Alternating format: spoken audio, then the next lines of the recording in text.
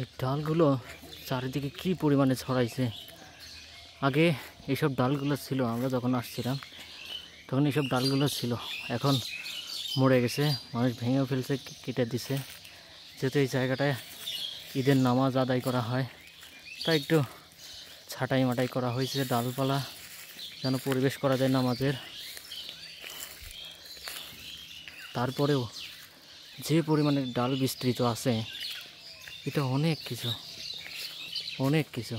আমার মনে হয় পাবনার ভেতরে এত পুরাতন গাছ মনে হয় আর সম্ভবত নেই ধারের কাছে। যদি থেকেও থাকে তাহলে হয়তো আমি জানি না। গাছটা দেখলেই একদম মনটা জুড়ায় যায়। কি সুন্দর ছায়া চারিদিকে, শুধু ছায়া আর ছায়া, আর পাখির কলকাকলি, কি সুন্দর শব্দ, একদম প্রাণটা জুড়ায় যাচ্ছে। আমি ভুলেই গেছি যে আমি ঢাকার মতো একটা জঞ্জাটের একটা শহরে থাকি। যে কারোরই মন শান্ত হয়ে যাবে এই জায়গায় আসলে পরে।